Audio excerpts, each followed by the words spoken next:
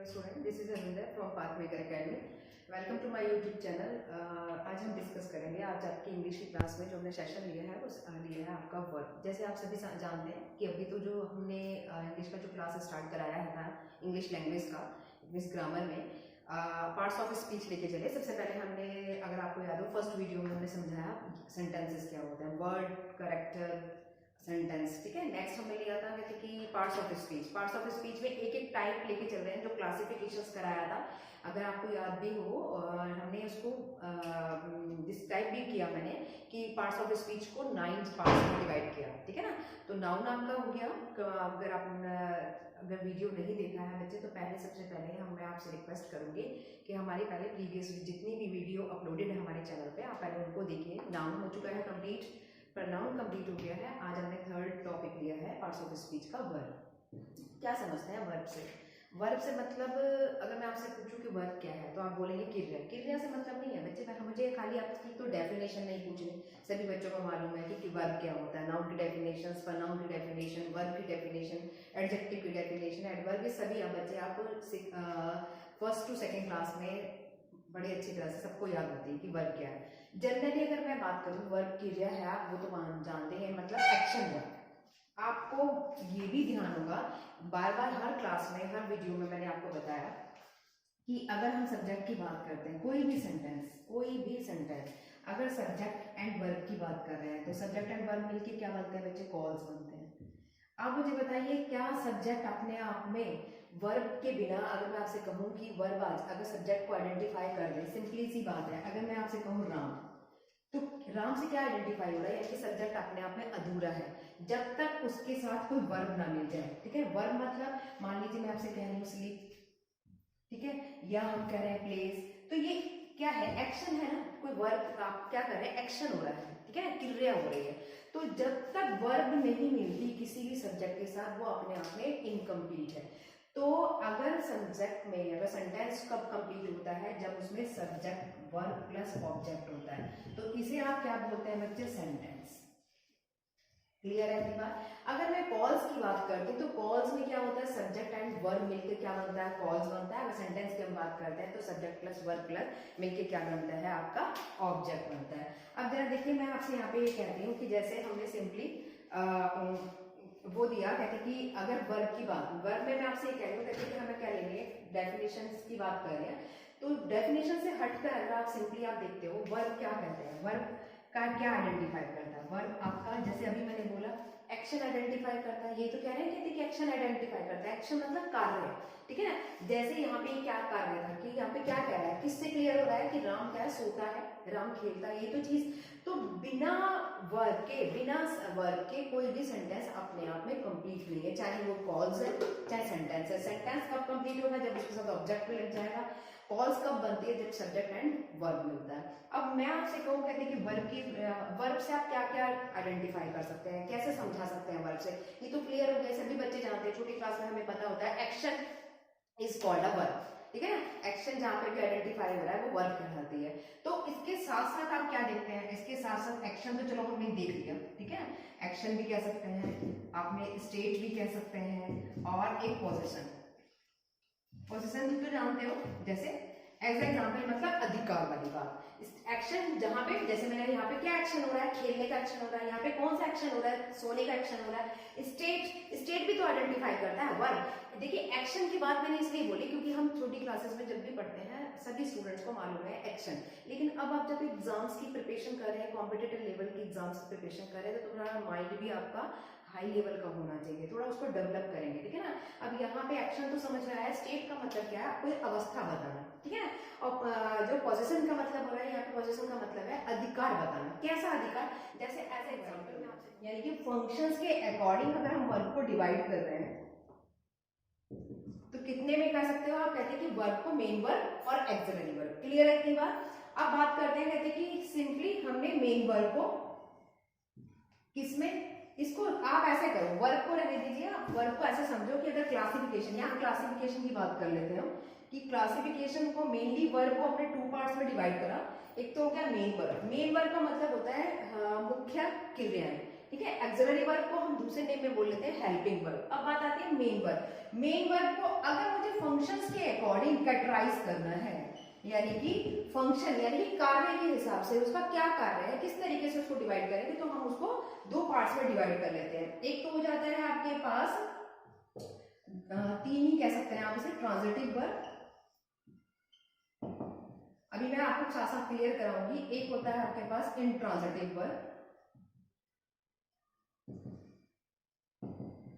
चाहो तो short form में भी लिख सकते हैं। ट्रांजिटिव वर्ब को टीवी लिख सकते हैं और इंट्रांजिटिव को आई एन टी भी लिख सकते हैं, ठीक है। दूसरा होता है डाई ट्रांजिटिव वर्ब।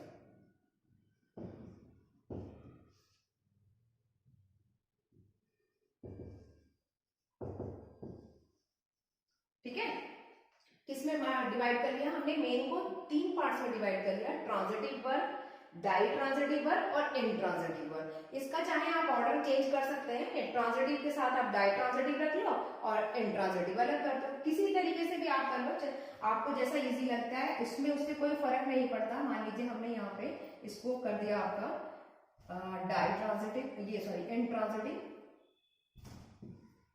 और यहाँ डाई ट्रांजिटिव। क्लियर है इतनी बात। अब बात करते हैं एक्सिलरी वर्ब, जिसे हम आप हेल्पिंग वर्ब भी बोलते हैं बच्चे, ठीक है ना। हेल्पिंग वर्ब को हम थ्री पार्ट्स में डिवाइड करते हैं।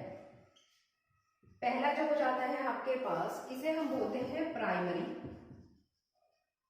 प्राइमरी एक्सिलरी को बड़े शॉर्ट फॉर्म में लिख लिया हम बच्चे, प्राइमरी एक्सिलरी को मैं शॉर्ट फॉर्म में लिख रही हूँ एयू, एक्सिलरी वर्ब, ठीक है। दूसरा हम इसे डिवाइड कर लेते हैं आपका सेमी एक्सिलरी वर्ब, ठीक है। पहला हो गया प्राइमरी एक्सिलरी वर्ब, दूसरा हो गया सेमी एक्सिलरी वर्ब और थर्ड हो गया model axillary verb. Short form में लिखा है बच्चे मैंने, एक्सिलरी को ए यू से डिनोट कर दिया। Primary axillary verb, semi auxiliary verb, model axillary verb. Clear है इतनी बात। अब बात करते हैं ट्रांजिटिव वर्ब क्या होता है और डाई ट्रांजिटिव क्या होता है और इंट्रांजिटिव। पहले मैं इसको चार्ट को डिस्क्राइब कर दूं, उसके बाद एक सेंटेंस लेके चलेंगे और साथ साथ में बताएंगे, ठीक है। अब मैं आपसे कहूंगा कि डाई ट्रांजिटिव क्या होता है, आपके पास टेक, आप ऐसा लिख सकते हैं शॉर्ट फॉर्म में, टेक एन ऑब्जेक्ट, ठीक है। आपके पास क्या करता है, जो ट्रांजिटिव वर्ब होती है वो क्या करती है, एक ऑब्जेक्ट लेती है, ठीक है। इसी तरीके से डाई ट्रांजिटिव क्या होती है, टेक्स टू ऑब्जेक्ट, क्लियर है। और इंट्रांजिटिव नो ऑब्जेक्ट। समझ में आया क्या बोला मैंने। इसको हमने मेन वर्ब को तीन पार्ट्स में डिवाइड कर लिया, ट्रांजिटिव वर्ब में, आपका डाई ट्रांजिटिव वर्ब में और इंट्रांजिटिव में। ट्रांजिटिव क्या करती है, ओनली एक ऑब्जेक्ट लेती है, और डाई ट्रांजिटिव दो ऑब्जेक्ट लेती है, और इंट्रांजिटिव आपका कोई ऑब्जेक्ट नहीं लेती। जब मैं सेंटेंस कराऊंगी तो मैं बताऊंगी किस तरीके से, कहाँ पे वो डाई आ रही, कहाँ आपके पास इंट्रांजिटिव आ रही है और कहाँ पे ट्रांजिटिव आ रही है। फिलहाल अभी हम जब क्लासिफिकेशन की बात कर रहे हैं तो मैं वो आपको चार्ट बता दूं कि किस तरीके से इसे क्लासिफाई किया जाता है। अब बात आती है प्राइमरी की।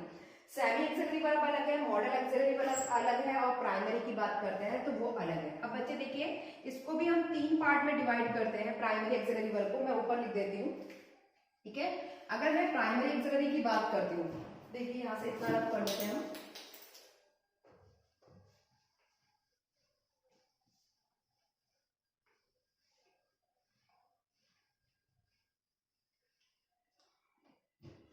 अगर मैं आपसे कहती हूँ प्राइमरी को,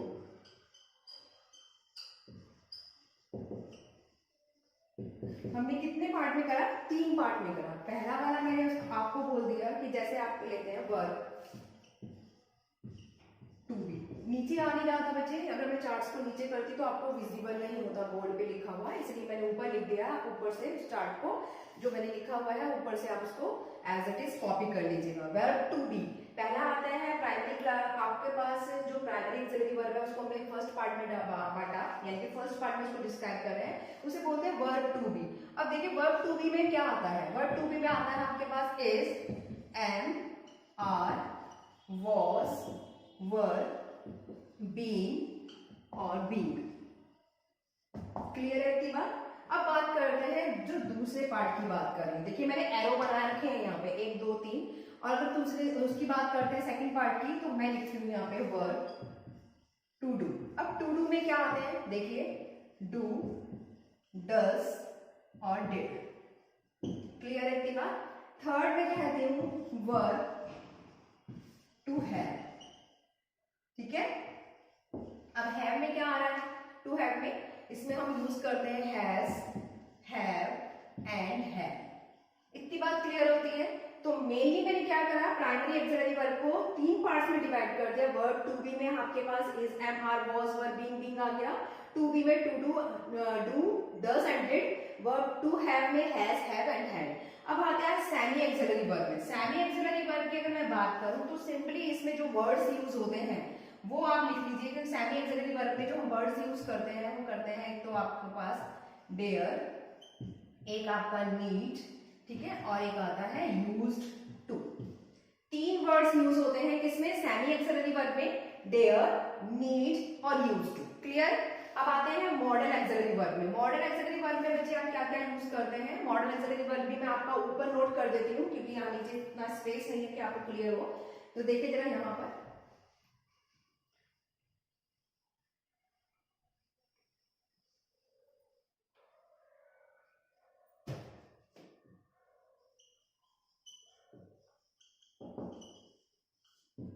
इसमें क्या लिखते हैं बच्चे, मॉडल एक्सिलरी वर्ब में हमने क्या यूज करते हैं, will, shall, can, may. Will का आपको ये भी मालूम है, विल वुड भी होता है। विल का जब हम चेंज करते हैं तो क्या हो जाता है, विल वुड। ये इसीलिए इसको हम मॉडल्स भी बोलते हैं, ठीक है ना। आपके इसलिए मॉडल एक्सिलरी वर्ब जो आपका मैंने बोला क्या बोल देते हैं कि आपका मॉडल एक्सिलरी वर्ब बोल सकते हैं, उसे मॉडल्स भी बोलते हैं। चाहे तो आप इसका अदर नेम भी ले सकते हैं, मॉडल्स, ठीक है। मॉडल एक्सिलरी वर्ब हो गए आपके, या आप कह सकते हैं मॉडल्स, क्योंकि हमें पता है विल, शैल, कैन, कुड, ये सारे सारे कैसे हैं आपके पास, मॉडल्स हैं। क्लियर। अब आ जाइए देखिए, will, would, shall, should, can का could, might, must, ought to। Clear है इतनी बात। तो ये आप यूज करते हैं मॉडल्स, मॉडल्स कह लीजिए या मॉडल्स कह लीजिए। मॉडल्स वैसे यूज हम जो इसे बच्चा मोस्टली इसको मॉडल्स बोलता है, लेकिन ये रॉन्ग है, मॉडल्स नहीं बोला जाएगा, मॉडल एक्सिलरी वर्ब नहीं बोला जाता। अगर एक्सिलरी वर्ब की बात कर रहे हैं, एक्सिलरी वर्ब का अदर नेम क्या होता है बच्चे, प्राइमरी वर्ब्स होता है, और उसको हमने 3 पार्ट्स में डिवाइड करा। पहला आता है प्राइमरी एक्सिलरी, सेकंड आता है आपका semi axillary, next third one आता है आपका मॉडल्स, ठीक है। तो इसे आप मॉडल्स नहीं बोलेंगे, क्या बोलेंगे, मॉडल्स। मॉडल्स एक्सिलरी वर्ब में क्या आ गया, will, would, shall, should, can, could, may, might, must and ought to। Clear है इतनी बात। अब अगर मैं आपसे बात करूं, क्योंकि अगर आपने चार्ट में देखा होगा इसका, आप चाहे तो स्क्रीनशॉट ले लें या नोट करना चाहे नोट कर ले। लेकिन अब हम बात करते हैं कि मैंने जैसे आपको डिस्क्राइब किया कि ट्रांजिटिव वर्ब क्या होती है और आपकी ट्रांजिटिव वर्ब, इंट्रांजिटिव और डाइट्रांजिटिव क्या होती है, ठीक है। इसके साथ साथ और भी वर्ब्स हैं, ठीक है, जैसे फाइनाइट वर्ब है, इनफाइनाइट वर्ब है, वो मैं सेंटेंस के साथ ही क्लियर करूंगी। लेकिन ऐसे तो क्लियर नहीं हो पाएगा आप, क्योंकि कहाँ पे आपका ट्रांजिटिव वर्ब यूज हो रहा है और कहाँ पे डाइ।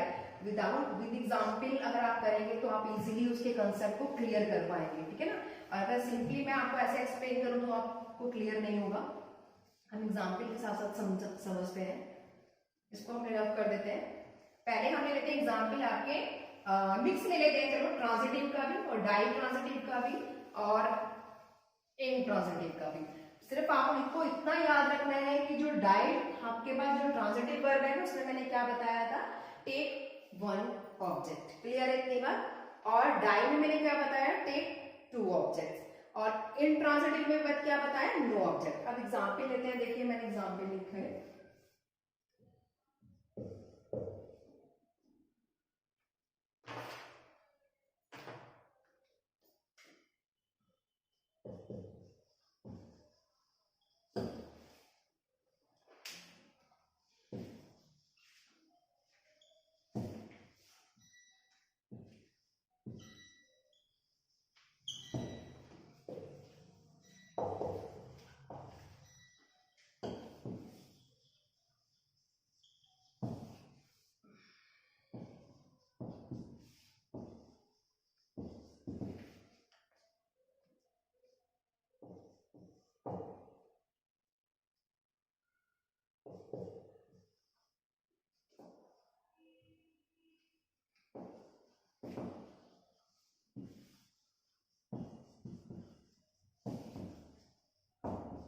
नेक्स्ट वन लिखा बच्चे the driver stop the car, fourth लिख लेते हैं हम द ड्राइवर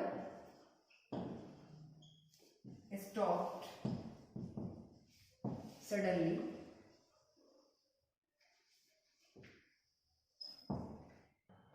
देखिए फिफ्थ सेंटेंस एक और लिखती हूँ मैं आपको, कुछ सेंटेंसेस लिख ही देते हैं हम आपके। एज एग्जाम्पल मैंने लाइन का लिखा the soldier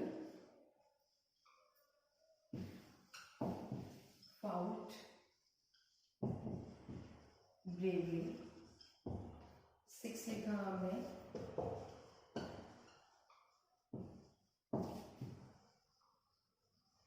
fought the enemy. ठीक है, 7th लिख लेते हैं हम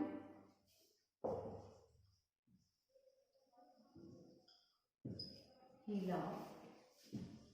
नेक्स्ट लिखा हमने he laughed at the beggar।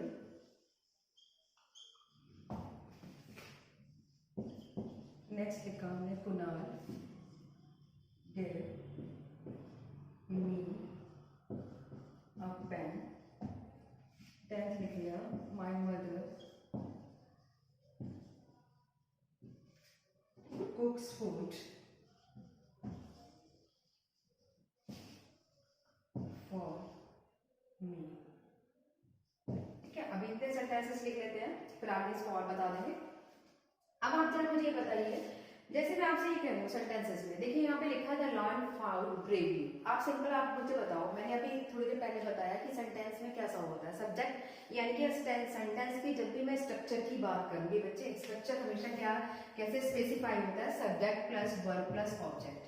अगर कॉल्स को स्पेसिफाई करते तो कॉल्स क्या लेता है, सब्जेक्ट एंड वर्ब लेता है। आप मुझे बताइए, अगर मैं ऊपर की बात करती पहले, लॉयन क्या है, यहाँ पे मेरे पास सब्जेक्ट है और द मेरे पास क्या है, आर्टिकल है। इतनी बात क्लियर आती है। अगर मैं फाउट की बात करती तो सभी को मालूम है वर्ब है। अब वर्ब के बाद ही क्या आ रहा है, ब्रेवली। आपको मालूम है ब्रेवली क्या है, ये ब्रेवली वर्ड क्या है, एडवर्ब है। कैसे एडवर्ब है, आपको डेफिनेशन भी मालूम होगी, नहीं मालूम मैं बताती हूँ। जो एडजेक्टिव क्या होता है, एडजेक्टिव क्या होता है, जो किसी नाउन या प्रोनाउन को डिस्क्राइब करते हैं उसे आप क्या बोलते हैं, एडजेक्टिव बोलते हैं। एडवर्ब क्या होता है, जो आपकी वर्ब को डिस्क्राइब कर दे। ठीक है, आगे हम ये भी बताएंगे वो एडजेक्टिव को भी डिस्क्राइब करते हैं, लेकिन अभी फिलहाल अभी वर्ब के लेवल पर है, तो धीरे धीरे आगे स्टेप बाय स्टेप हम उसको बढ़ेंगे, एकदम साथ नहीं कराऊंगी मैं आपको। यहाँ हम बात कर रहे हैं किसको डिस्क्राइब कर रहा है, ब्रेवली वर्ड वर्ब को डिस्क्राइब कर रहा है, तो ये क्या है आपके पास, एडवर्ब। ठीक है ना, तो इसका मतलब अब ऑब्जेक्ट तो हो नहीं सकता, मुझे क्या बताना है, मुझे इसमें आइडेंटिफाई करना है कि ट्रांजिटिव वर्ब कौन सी है और इंट्रांजिटिव वर्ब कौन सी है और डाइट्रांजिटिव वर्ब कौन सी है। क्लियर है इतनी बात। अब आप मुझे बताइए कि जिसमें मैंने आपको ये क्लियर कर चुकी हूँ कि ट्रांजिटिव वर्ब क्या होती है, एक ऑब्जेक्ट लेती है। अब ये क्या ऑब्जेक्ट ले रहा है, क्या ऑब्जेक्ट तो नहीं ले रहा, क्योंकि आपको स्टार्टिंग से ही हम बताते आ रहे हैं ऑब्जेक्ट होने के लिए क्या होना चाहिए, नाउन होना चाहिए, प्रोनाउन होना चाहिए। इसी तरीके से सब्जेक्ट होने के लिए क्या होना चाहिए, नाउन होना चाहिए, प्रोनाउन होना चाहिए। ये क्या है, एडवर्ब है, तो इसका मतलब ये ऑब्जेक्ट तो है नहीं। तो यहाँ पे ये जो वर्ब काम कर रही है, कैसे काम कर रही है, इंट्रांजिटिव वर्ब, यानी कि ये कैसे काम कर रही है, मैंने इसे शॉर्ट फॉर्म में लिख दिया आईटीवी। आई से मतलब इन, टी से ट्रांजिटिव, वी से वर्ब, शॉर्ट फॉर्म में लिख के चल रहा है। ठीक है ना, तो ये कैसे वर्ब होगी, इंट्रांजिटिव वर्ब होगी। क्यों, क्योंकि ये ऑब्जेक्ट आइडेंटिफाई नहीं कर रहा, क्योंकि हमने अभी पढ़ा कि इंट्रांजिटिव वर्ब क्या करते हैं, कोई भी ऑब्जेक्ट नहीं लेते, यानी नो ऑब्जेक्ट, ये तो बोला था। और ट्रांजिटिव वर्ब में क्या बोलता, इट टेक्स एन ऑब्जेक्ट, यानी कि एक ऑब्जेक्ट लेता है। और डाइट्रांजिटिव में क्या बोला था, इट टेक टू ऑब्जेक्ट। अब आप मुझे बताइए इंट्रांजिटिव हुआ, नेक्स्ट स्टेप, नेक्स्ट वाले सेंटेंस में आते हैं, सेंटेंस नंबर 2 में लिखिए। देखिए इसमें लिखा the lion fought with wolf. अब आप ये क्या है, आपके पास आर्टिकल है, ये क्या हो गया, सब्जेक्ट हो गया, ये क्या हो गया बच्चे, वर्ब हो गया।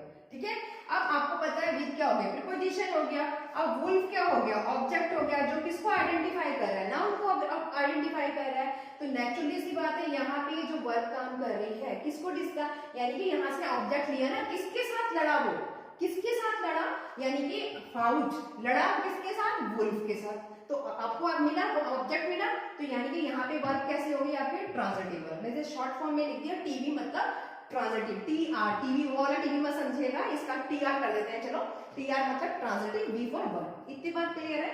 नेक्स्ट सेंटेंस नंबर 3 में आते हैं।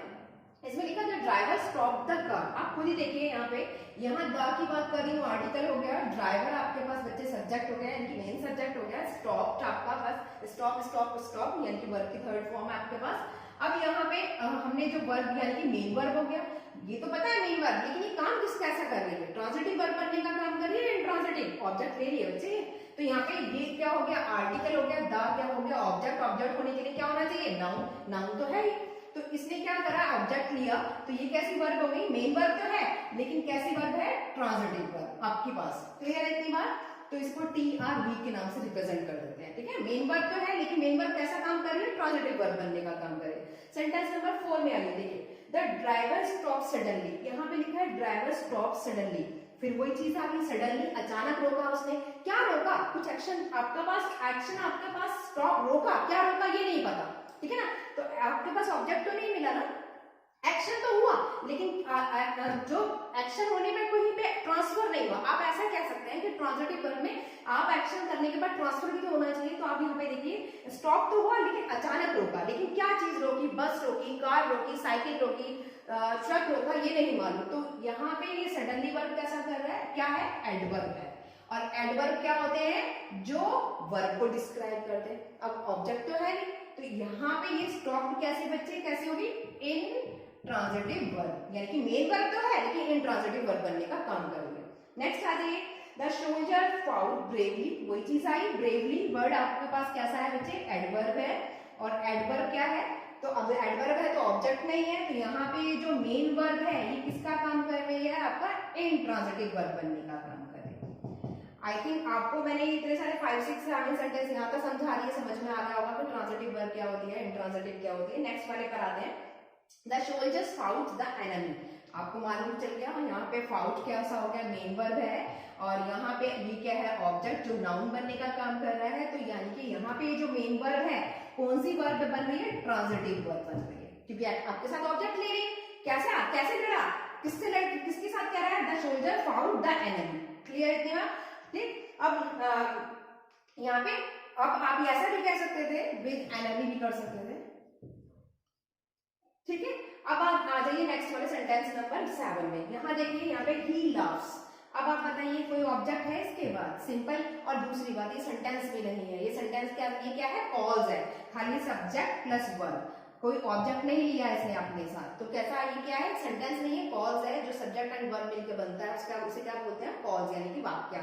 अब आपके पास यहाँ पे वाक्य नहीं बोलेंगे उसे, ठीक है ना, सेंटेंस का मतलब वाक्य होता है, कॉज बोलेंगे इसको, क्योंकि सब्जेक्ट एंड वर्ब आ रहा है। क्लियर है इतनी बात? तो यहाँ पे ये जो वर्ब काम कर रही है, क्या ऐसा काम कर रही है, इंट्रांजिटिव वर्ब बनने का काम कर रही है। नेक्स्ट सेंटेंस नंबर 8 में आइए, यहाँ लिखा है ही लाफ्स एट द बेगर। अब वो हंस रहा है, किस पर हंस रहा है, बैगर पर। और बैगर क्या है बच्चे, ऑब्जेक्ट है जो नाउन बनने का काम कर। यहाँ पे जो वर्ब है, कैसी है वर्ब है आपकी, ट्रांजिटिव या इंट्रांजिटिव। अब तो समझ में आ गया होगा बहुत अच्छी तरह से, ट्रांजिटिव वर्ब है। नेक्स्ट आ जाइए, कुणाल गिव मी अ पेन। अब अच्छा एक चीज और देखिए बच्चे, अभी तक मैंने जितने सेंटेंसेस कराए 8 तक, सब में एक ही ऑब्जेक्ट लिया या लिया ही।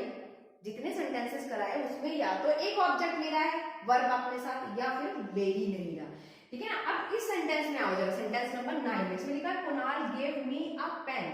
गिव क्या है बच्चे, आपके पास मेन वर्ब है। अब उसने क्या दिया, गिव मी, किसको, यानी कि मी, यानी कि ये भी आपके पास ऑब्जेक्ट है। और पेन क्या हो गया, ये भी आपके पास ऑब्जेक्ट है।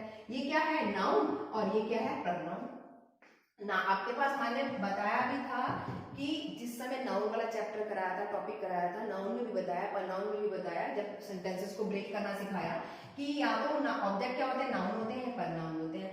कुणाल गिव मी अ पेन, और सेंटेंस में हमेशा मैंने आपको ये भी बताया, कहते कि आप क्वेश्चंस पुट अप करिए, व्हाट से या वूम से।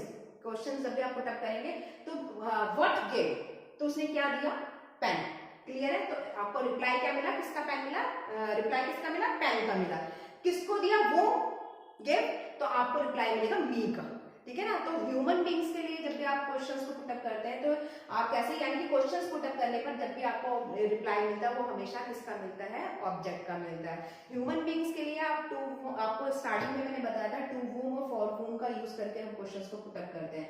अब यहाँ देखिए मुझे, आप 2 ऑब्जेक्ट्स मिल रहे हैं, तो कैसी वर्ब हो गई, अगर मैं इस वर्ब की बात करूं, दो अपने साथ जो 2 ऑब्जेक्ट लेता है उसे क्या बोलते हैं, डाई ट्रांजिटिव वर्ब। तो ये वर्ब कैसा काम कर रही है? डाई ट्रांजिटिव वर्ब बनने का काम कर रही है, क्योंकि अपने साथ दो ऑब्जेक्ट ले रही है, एक तो मी और एक दूसरा लिया उसने पेन। नेक्स्ट सेंटेंस में आइए, सेंटेंस नंबर 10 में लिखा देखिए, माई मदर कुक्स फूड।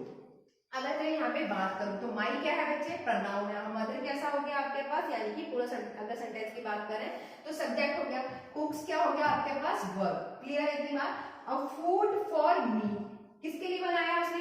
मदर ने उसने फूड बनाया, किसके लिए बनाया? मेरे लिए तो बनाया। क्लियर है इतनी बात? तो एक ऑब्जेक्ट तो ये हो गया और एक ऑब्जेक्ट ये हो गया। क्लियर है इतनी बात? इस सेंटेंस को आप टू whom और फॉर whom से क्वेश्चंस को पुट अप करेंगे तो आपको मी का रिप्लाई मिलेगा, व्हाट whom, किसके लिए बनाया, किसके लिए बनाया, तो आपको रिप्लाई मिला मी। ठीक है, क्या बनाया? व्हाट कुक्स, तो आपको रिप्लाई मिला फूड। तो ये ऑब्जेक्ट क्या है, यानी कि थिंग्स के लिए जब भी आप क्वेश्चंस पुट अप करते हैं, जब भी वर्ब से क्वेश्चन पुट अप करते हैं ऑब्जेक्ट्स के लिए, तो व्हाट से करते हैं, और ह्यूमन बीइंग्स के लिए टू whom और फॉर whom का यूज करके आप क्वेश्चंस को पुट अप करते हैं। तो जो रिप्लाई मिलता है वो क्या होते हैं? आपके ऑब्जेक्ट। अब यहाँ देखिए ऑब्जेक्ट की अगर मैं बात करूँ तो मी बच्चे क्या है? प्रोनाउन, और फूड की अगर हम बात कर रहे हैं तो वो नाउन। अब ये भी सेंटेंस क्या कर रहा है? दो ऑब्जेक्ट ले रहा है। तो जब दो ऑब्जेक्ट ले रहा है तो ये वाली जो वर्ब है ये कैसी होगी? Ditransitive verb. I think मैंने आपको ये 10 सेंटेंस कराए, समझ में आया होगा डाई ट्रांजिटिव वर्ब क्या है और इंट्रांजिटिव वर्ब क्या है।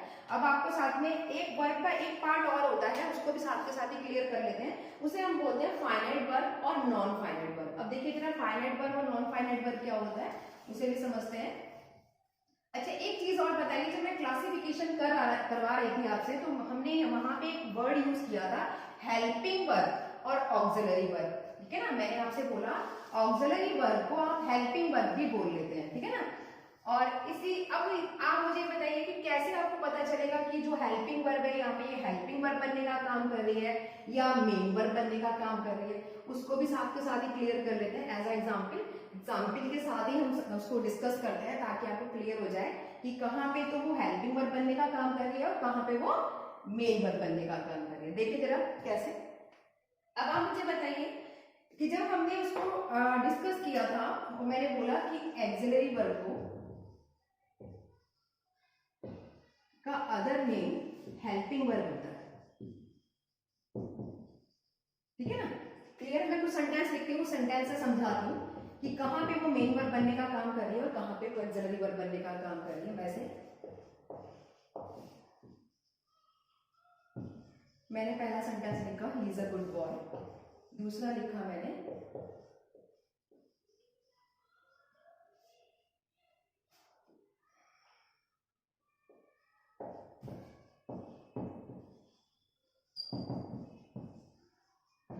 he is writing a letter, third लिख लेते हैं हम he has a book, fourth लिखा मैंने he has written a letter, fifth लिख लेते हैं हम they have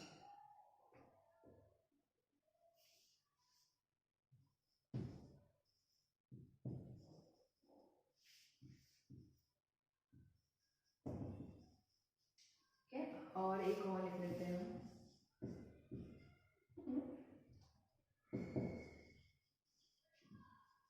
they did work, next और लिख लिया मैंने they did the work। ठीक है, अब जरा आप मुझे बताइए हम कैसे कह सकते हैं यदि कि यहाँ पे हेल्पिंग वर्ब बनने का काम करे। अगर आपको ध्यान हो तो मैंने हेल्पिंग वर्ब में बताया था is am are was verb. Clear है इतनी बात? Is am was verb. जैसे एक सेंटेंस और लिख लेती हूँ, ही वॉज नॉट वेल, और यहाँ लिख लेते हैं हम she was reading the newspaper. ठीक है, अब आप मुझे बताइए हेल्पिंग वर्ब में हमने भी डिस्कस किया था, एक तो इज, एक एम और एक आर और वॉज एंड वर्ब। बच्चे एक बात बताइए, ये सारे के सारे हमने क्या यूज करे कि ये आपके हेल्पिंग वर्ब में यूज करते हैं। एक्सिलरी वर्ब, और अगर आपको याद हो एक्सिलरी वर्ब और मेन वर्ब को अलग अलग डिस्क्राइब किया था, और एक्सिलरी वर्ब में मैंने आपसे बोला कि हम इनमें क्या यूज करते हैं, कहते हैं कि इसको हम हेल्पिंग वर्ब भी बोलते हैं। ऑक्सिलरी वर्ब को क्या बोलते हैं, हेल्पिंग वर्ब भी बोलते हैं। डू भी डिस्कस किया था हमने, डिड भी डिस्कस किया था, डज भी डिस्कस किया था, ठीक है ना, हैज भी डिस्कस किया था, हैव भी डिस्कस किया हमने, और हैड भी। क्लियर है इतनी बात। अब आप मुझे बताइए, जब हम इनको डिस्कस कर चुके हैं और इनको हम ये बोल रहे हैं कि सारी की सारी क्या है आपकी ऑक्सिलरी वर्ब है और यानी कि हेल्पिंग वर्ब है, ये कब हेल्पिंग वर्ब बनने का काम करेंगी, कब मेन वर्ब बनने का काम करेंगी? आप ऐसा नहीं कह सकते कि सारी की सारी ऑक्सिलरी वर्ब है, आप ऐसा नहीं कह सकते। क्यों? क्योंकि ऑक्सिलरी वर्ब जो होती है, जब हम उनके साथ कोई मेन वर्ब नहीं आता, जब मेन वर्ब नहीं आता तो वो मेन वर्ब बनने का भी काम करती हैं। अभी कैसे पता चलेगा, देखो जरा, यहाँ की बात करते हैं, जैसे मैंने लिखा he is a good boy. आप यहाँ पे देखो, क्या इसके साथ कोई मेन वर्ब आ रहा है? नहीं आ रहा ना। तो यहाँ पे ये जो इज है, ये कैसे काम कर रही है? ऑक्सिलरी वर्ब बनने का काम कर रही है, मेन वर्ब बनने का काम कर रही है? बच्चे मेन वर्ब बनने का काम कर रही है। और एक चीज और, जिस सेंटेंस में is, am, are, was, were main verb बनने का काम करते हैं, उस सेंटेंस में कभी भी ऑब्जेक्ट नहीं आता।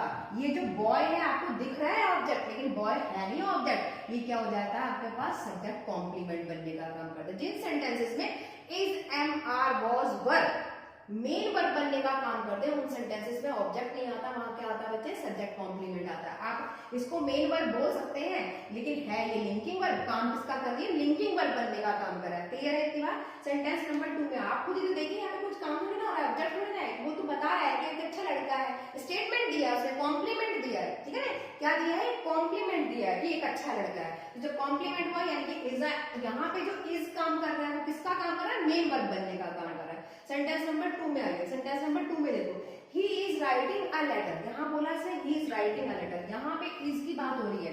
अब आप बताइए, यहाँ पे ये इज किस लिए काम कर रहा है? क्योंकि is, am, are main verb बन गई, क्योंकि इसके साथ दूसरी वर्ब आ गई। क्या वर्ब आ गई? राइट। राइट के साथ क्या लग गया? आईएनजी, यानी कि यहाँ पे ये मेन वर्ब हो गई और ये होगी आपके पास हेल्पिंग वर्ब। क्लियर? यहाँ आ जाइए सेंटेंस नंबर 3 में, ही हैज अ बुक। अब यहाँ पे हैज कैसा है बच्चे? आपके पास हेल्पिंग वर्ब नहीं है, मेन वर्ब। क्यों? क्योंकि इसके बाद कोई मेन वर्ब नहीं है, तो यहाँ पे ये हैज कैसा बन गया?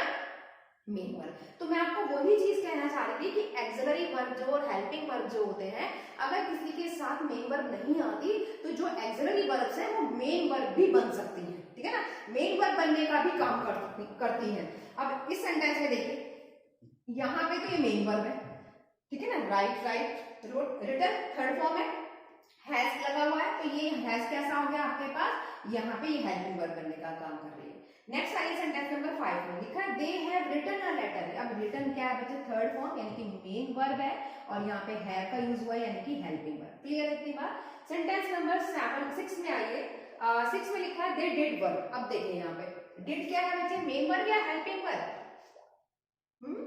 अब डिड क्या है यहाँ पे? अगर मैं बात करूं तो वैसे तो ऑक्सिलरी वर्ब है, लेकिन हम चेक करते हैं कि क्या उसके बाद मेन वर्ब आया है, उसके बाद मेन वर्ब भी तो कार्य है, काम करना, दे डिड वर्ब, यानी कि यहाँ पे जो डिड वर्ब यूज हो रहा है हेल्पिंग वर्ब, और ये वर्ब क्या है बच्चे? Main verb. क्लियर है इतनी बात? नेक्स्ट सेंटेंस में, सेंटेंस नंबर 7 में, दे डिड द वर्क। अब यहाँ पे आपके पास क्या हो गया?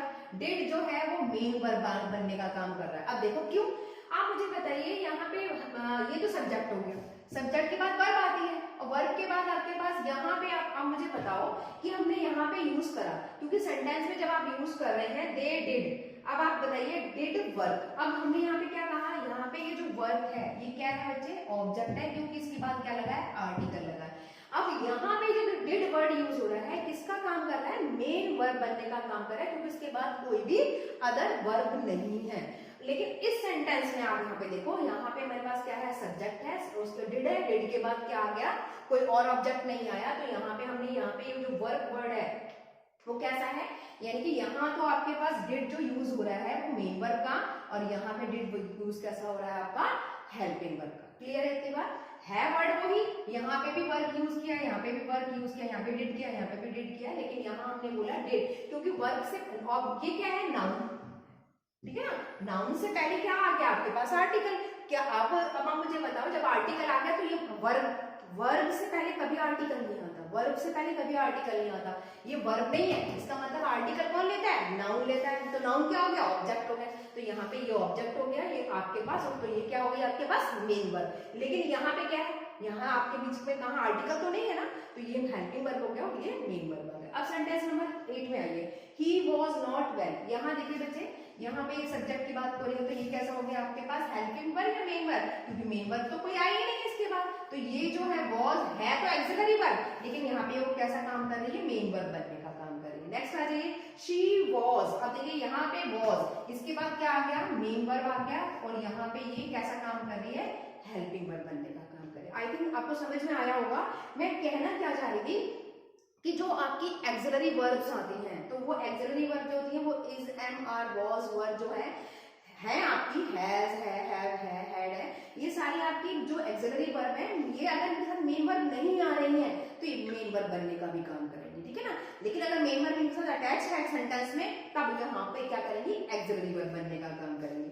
अब एक नेक्स्ट आपका और रह गया है फाइनाइट वर्ब, उसको भी डिस्कस कर लेते हैं कि फाइनाइट वर्ब और नॉन फाइनाइट वर्ब क्या होता है। इतना तो समझ में आया ना बच्चे कि आपको आपका ट्रांजिटिव क्या है, इंट्रांजिटिव क्या है, और एक्सिलरी और हेल्पिंग वर्ब, और साथ में अब हम देखो फाइनाइट वर्ब। सिंपली अगर मैं आपसे कहूँ वर्ब्स को अगर हम कैटेगराइज करते हैं, क्लासिफिकेशन की वो मैंने आपको क्लियर करा दिया कि क्लासिफिकेशंस में जनरली जो हम डिवाइड करते हैं, यानी कि अगर जनरली हम उसको डील करें वर्ब को, तो हम कह सकते हैं जितना मैंने आपको डिस्क्राइब कर दिया विथ चार्ट या विथ टेबल, तो वही है, लेकिन फिर भी हम एक टर्म वर्ब का और पढ़ते हैं जिसे हम बोलते हैं फाइनाइट वर्ब।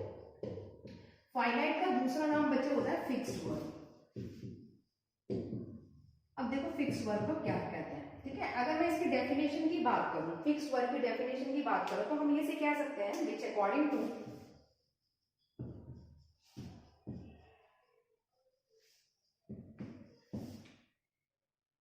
ठीक है, विच अकॉर्डिंग टू चेंज, क्या चेंज, सब्जेक्ट, सब्जेक्ट क्या हो सकता है, नाउन या प्रनाउन और टेंस, ठीक है।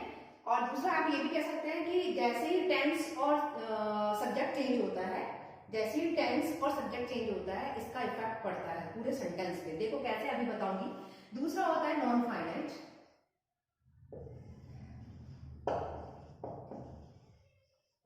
नॉन फाइनाइट से समझ में आ गया होगा, इंग्लिश में दो चीज तो पढ़ते हैं, अपोजिट पढ़ते हैं ना, अपोजिट। अब यहाँ पे तो फिक्स आ गया, ठीक है ना, फाइनाइट मतलब फिक्स, नॉन फाइनाइट जो फिक्स ना हो, ठीक है। अब यहाँ पे क्या हो गया, इसमें तो चेंज हो रहा है सब्जेक्ट और ऑब्जेक्ट के, सब्जेक्ट और टेंस के अकॉर्डिंग, सब्जेक्ट और टेंस के अकॉर्डिंग आपका चेंज हो जाता है, ठीक है ना। और यहाँ पे आप सिंपल लिख लो नो चेंज। अब इसे हम समझते हैं विद एग्जांपल कि कैसे आप इसको एग्जांपल्स के अकॉर्डिंग आप समझेंगे। जैसे मान लीजिए मैंने सिंपल 2-3 सेंटेंसेस लिखे, मैं लिख रही हूँ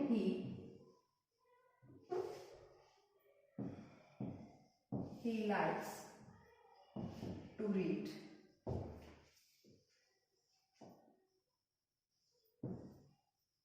they like to read। Third लिख लिया हमने, he enjoy swimming, ठीक है। नेक्स्ट लिख लिया they enjoy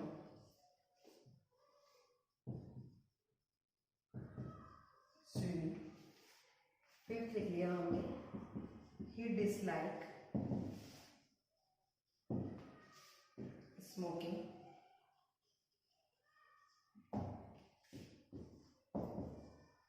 they dislike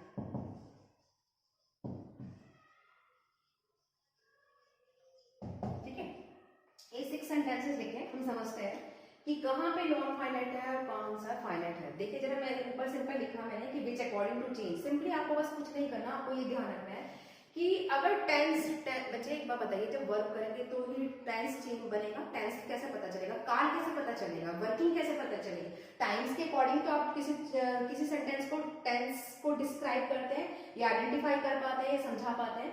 तो टेंस आपका इफेक्ट पड़ता है, यानी कि सब्जेक्ट और टेंस अगर चेंज हो जाए तो आप उसे कहेंगे वर्ब कैसी है आपके पास, आप फिक्स्ड वर्ब कह सकते हैं या फाइनाइट वर्ब कह सकते हैं। जनरली आप ऐसा समझो, अगर किसी भी वर्ब का सेंटेंस में जो वर्ब है, अगर सब्जेक्ट को और किसको, आपके टेंस को रिफ्लेक्ट कर दे या इफेक्ट कर दे, तो वहां पे कैसी वर्ब आएगी, वो कैसी वर्ब हो जाती है, आपकी फिक्स वर्ब हो जाती है। क्लियर है? और नॉन फाइनाइट में हमसे क्या कह सकते हैं, आपके पास नॉन फाइनाइट में आपका नॉट फिक्स, नॉन फाइनाइट का मतलब क्या होता है, नॉट फिक्स, तो ये कैसी हो गई, जहां पे कोई चेंज ना हो, विद या नो चेंज। क्लियर है इतनी बात?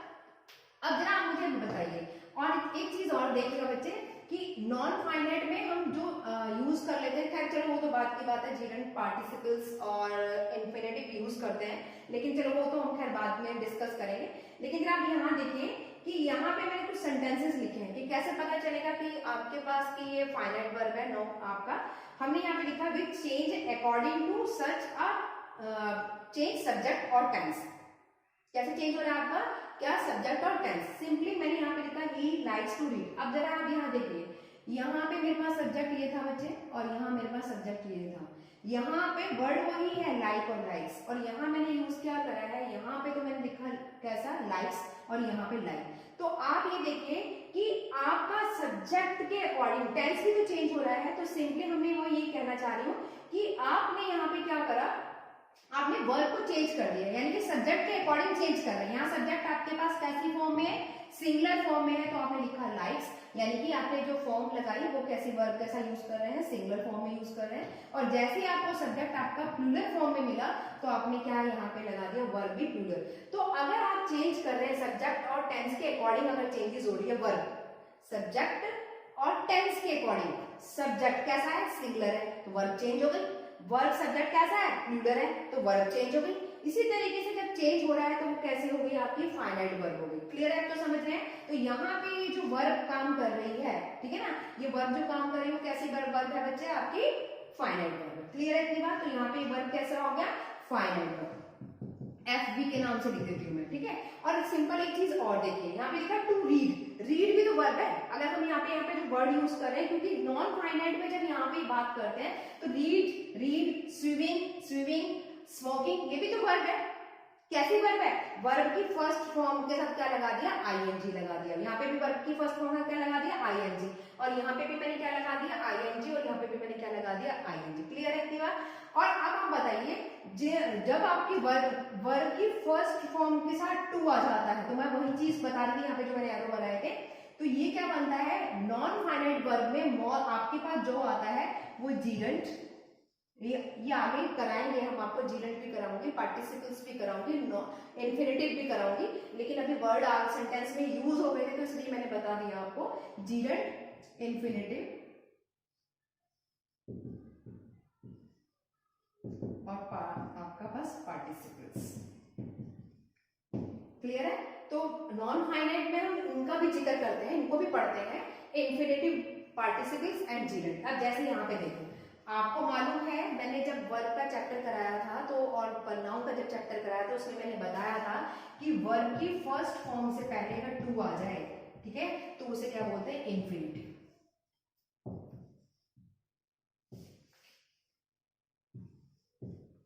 तो ये बच्चे क्या है, इन्फिनेटिव। क्लियर है इतनी बात? और अगर वर्ब की फर्स्ट फॉर्म के साथ, वर्ब की फर्स्ट फॉर्म के साथ, यहां मैं ऐसे लिख देती हूं, वर्ब प्लस फर्स्ट फॉर्म के साथ अगर आप ING यूज करते हैं, ठीक है, तो वो क्या होता है बच्चे, आपका जीरेंट। तो ये क्या बन गया आपका, जीरेंट, और ये भी क्या हो गया, जीरेंट। इस सेंटेंस आ गए थे इसलिए मैंने यहाँ पे यूज करना बता दिया आपको कि नॉन फाइनाइट वर्ब में हम किसका डिस्कस करते हैं, किसको पढ़ते हैं, इन्फिनेटिव को भी पढ़ते हैं, जीरेंट को भी पढ़ते हैं, और पार्टिसिपल्स को भी पढ़ते हैं। समझ में आया? जो आपका सब्जेक्ट यानी कि जो वर्ब किसके अकॉर्डिंग चेंज हो जाए, यानी कि जो वर्ब आपकी सब्जेक्ट और टेंस के अकॉर्डिंग चेंज हो जाए, तो उससे वो कैसी होती है आपके पास, फिक्स वर्ब या फाइनाइट वर्ब। और जो नहीं चेंज होती वो आपकी नॉन फाइनाइट। अब आप मुझे बताइए, यहाँ पे भी रीड है, यहाँ पे भी रीड है, तो कैसे होगी, ये इनफाइनाइट वर्ब हो गया। अब सेम यहाँ देखो, यहाँ मैंने री यूज करा, यानी कि जैसे सिंगुलर फॉर्म आया तो हमने जो वर्ब यूज करी वो कैसे यूज कर दी, सिंगुलर कर दी। और जैसे ही सब्जेक्ट मेरे पास प्लूरल फॉर्म में आया, यहाँ सब्जेक्ट मेरे पास सिंगुलर फॉर्म में था, ठीक है, तो हमने एंजॉय यूज करा, और जैसे प्लूरल फॉर्म में आया हमने आपके पास जो वर्ब है उसमें से भी एस और ईएस हटा दिया। अभी मैं बताऊंगी फॉर्म्स आती है वर्ब की आपकी बहुत सारी, तो उसमें हमारे पास ये कैसी फॉर्म हो गई, हमारे पास जो आप यूज करेंगे, क्योंकि प्लूरल फॉर्म है तो यहाँ पे भी हमने जो वर्ब यूज करोगे उसी के अकॉर्डिंग करते हैं, एस या एस को रिमूव कर देते हैं। सेम इसी तरीके से देखिए यहाँ पे ही की बात हो रही है, तो ही कैसा हो गया आपके पास जो सब्जेक्ट है कैसा फॉर्म में हो गया, सिंगुलर फॉर्म में हो गया। जब सिंगुलर फॉर्म में आता है तो हम वर्ब कौन सी यूज करते हैं, एस या एस वाली, यानी कि सिंगुलर आपके पास।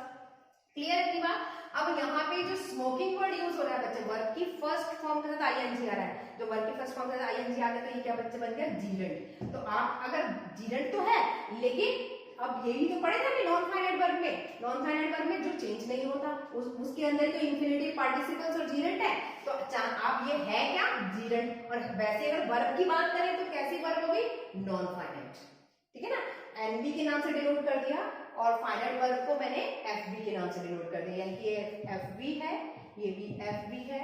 और अगर जीरेंट की बात, यू की बात कर लेते हैं तो हम एन, इसे मैंने लिख दिया एनएफवी, एनएफवी, समझ रहे हैं, एनएफवी मतलब नॉन फाइनाइट वर्ब। क्लियर है इतनी बात। अब यहाँ स्मोकिंग को देख लीजिए, वर्ब की फर्स्ट फॉर्म है आईएनजी लगा है तो कैसा हो गया, नॉन फाइनाइट वर्ब।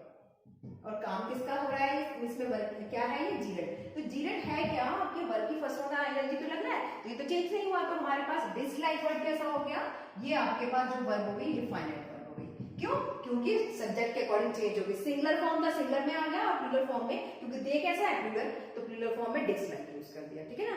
अब आपने यहाँ पे वर्ब्स की फॉर्म्स आई हैं, उनको आप साथ के साथ और डिस्कस कर लो, ताकि फिर सेशंस को क्लोज करें, नहीं तो मिक्स हो। आपको कल की अगर क्लास में हम देते हैं फॉर्म्स का तो थोड़ा प्रॉब्लम हो जाएगा, अब सेंटेंस नहीं है तो साथ के साथ आपको फॉर्म भी समझ में आ जाएगी कि हमने यहाँ पे मैंने सिंगुलर का यूज करा था कि सिंगुलर क्या है और प्लूरल क्या है, तो उनको भी आप देख लीजिए कि सिंगुलर और प्लूरल क्या है, ताकि सेंटेंस जब आप रीड करें तो आपको साथ के साथ समझ में आ जाए कहाँ पे हम सिंगुलर का यूज करते हैं और वहाँ कहाँ पे प्लूरल का यूज करते हैं। अब बच्चे आप एक बात बताइए, जब आप बुक में पढ़ते हैं तो कितनी तरह की फॉर्म्स पढ़ते हैं, मोस्टली स्टूडेंट्स को पता होगा वर्ब 3 तरह की, यानी कि V1, V2, V3, ठीक है ना, V1, V2, V3 है। अगर बुक में अगर बात करो, बुक की अगर मैं बात करती हूँ तो आपने एक तो V1 का नाम सुना होगा, एक V2, एक V3 और एक V4 और एक V5। अब देखो V5 क्या है, बुक में आपको मिलेगा वर्ब V1, V2, V3, वहां पे आपको V4 का नाम जो होगा उसको V4 बोलते हैं, जो कंटिन्यूस वर्ब होती है, ठीक है,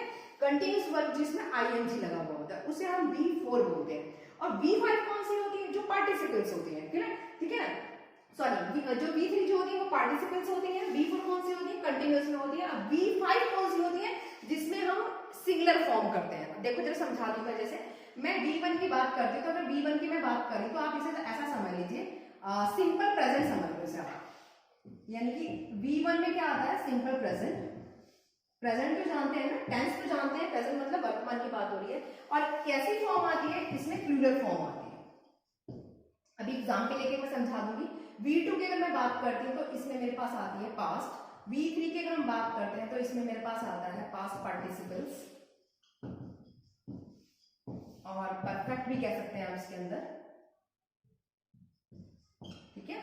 और V4 की मैं बात करती हूँ तो इसमें आ जाता है कंटिन्यूस, और V5 की बात करती हूँ तो इसमें भी आप सिंपल प्रेजेंट कह सकते हैं, सिंपल, और कौन सी वाली फॉर्म, जैसे उसमें हमने प्लूरल यूज करा था, इसमें V1 वाले में बच्चे हमेशा आता है सिंगुलर। अब एक एग्जांपल से समझते हैं कि कौन सा सिंगुलर है और कौन सा प्लूरल है। जैसे आपने वर्ब का नाम सुना होगा गो या प्ले, ठीक है ना, ये तो सुनते हैं ना कि ये, अगर मान लीजिए मैं वर्ब की बात करें तो सिंपल अगर मैं प्लूरल यूज कर रही हूँ, अभी आपने देखा है सेंटेंस हमने यूज करा था ही डिसलाइक्स और दे डिसलाइक, ठीक है ना, दे मैंने क्या बोला, जब प्लूरल फॉर्म है, तो जब प्लूरल फॉर्म आया तो बच्चे आपने क्या उसमें कर दिया, एस या ईएस को रिमूव कर दिया, ठीक है ना। जब ही का यूज कर रहे थे, सिंगुलर फॉर्म यूज कर रहे थे, तो उसमें आपने एस और ईएस अटैच कर दिया। वही चीज हमें यहाँ पे बात कर रही हूँ।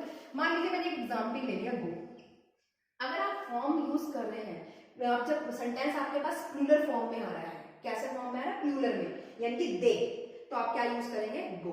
क्लियर है इतनी बात। अगर मैं पास्ट की बात करें तो आप उसमें क्या यूज करेंगे, वेंट।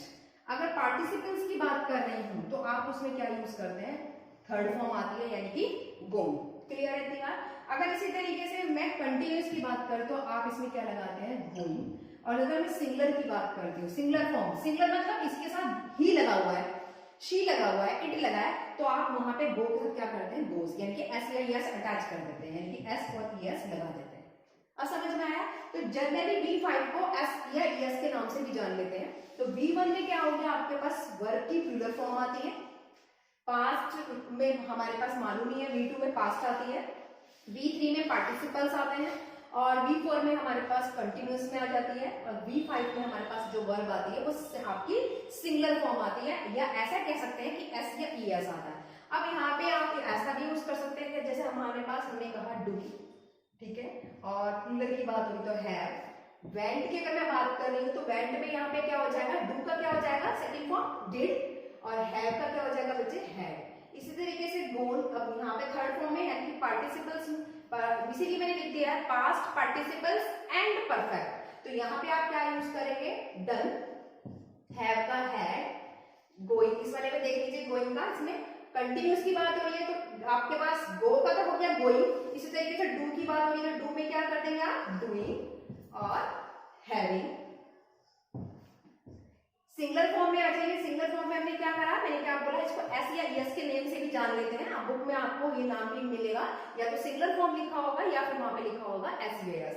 तो आप इसे गोज कह सकते हैं, जैसे आपको यहाँ पे सॉरी गो का हमने क्या अटैच करा, जब सिंगुलर फॉर्म में आया, अगर बी लिखा है तो हम गोज करेंगे, शी लिखा है तो गोज, दे लिखा है तो ये यूज करेंगे गो। क्लियर है इतनी बात? तो अब यहाँ पे हमने जैसे यहाँ पे यूज करा तो मैं क्या करूंगी, डज और हैज, ठीक है। इस ये फॉर्म्स भी मैंने साथ के साथ बता दी, क्योंकि सेंटेंस जब आप करेंगे तो आप इस तरीके से उसको समझ सकते हैं इजीली कि क्या है। अदरवाइज नहीं तो फॉर्म्स अगर मैं कराती तो आप सेंटेंस में, अभी हमने जो अभी लास्ट में हमने करा है फाइनाइट वर्ब और नॉन फाइनाइट, तो उसमें मैंने लाइक, डिसलाइक और टू रीड और आपका एंजॉय एंजॉयज यूज करा था, तो वहां आपको कंफ्यूजन हो जाता है, इसलिए मुझे ये वर्ब का ये वाला पार्ट भी, वर्ब की से आप वर्ब फॉर्म्स बोल सकते हो, आप इसको लिख लीजिएगा, वर्ब्स फॉर्म। तो इसीलिए मैंने ये पार्ट भी आपको करा दिया। आई थिंक जितना कराया है वर्ब का बच्चे, वर्ब को अगर हम कैटेगराइज करें एग्जाम्स लेवल के अकॉर्डिंग, कॉम्पिटिटिव लेवल के अकॉर्डिंग, तो वर्ब को हम दो पार्ट्स में डिवाइड करते हैं, एक तो बेसिक और एक एडवांस। आज जो क्लास चल रही थी अभी तक जो मैं करा रही हूँ वो बेसिक है, वर्ब बेसिक है, एडवांस नहीं हुआ है। जब एडवांस का होगा तो वो भी हम आपको बताएंगे। कॉम्पिटिटिव एग्जाम्स के लिए आपको दोनों आपको आना जरूरी है, बेसिक आना भी जरूरी है और एडवांस लेवल का वर्ब भी आना, उसकी नॉलेज होना भी बहुत जरूरी है। आई होप कि जितना कराया है मेरे को, आपको आप लोगों को स्टूडेंट्स को जितना भी आज का वर्ब की क्लास स्टार्ट कराया, बेस से लेके चले, ताकि जिन स्टूडेंट्स को बिल्कुल भी नहीं मालूम कि वर्ब का बेस क्या होता है, कहाँ से स्टार्ट होता है, उनको भी इजीली समझ में आ जाए। तो इसलिए यहाँ तक आप थोड़ा लेवल हाई कर देंगे ताकि और क्लियर होता चला जाए। तो आज क्लासिफिकेशंस मेनली था मेरे पास, जो टॉपिक था वो क्लासिफिकेशन से लेके चले। तो क्लासिफिकेशन में जो जो वर्ब को डिस्क्राइब करना था, जो जो वर्ब अकॉर्डिंग टू टेबल एक स्टेप्स को समझाया हमने। आई होप कि आपको समझ में आया होगा। Thank you so much watching for this video.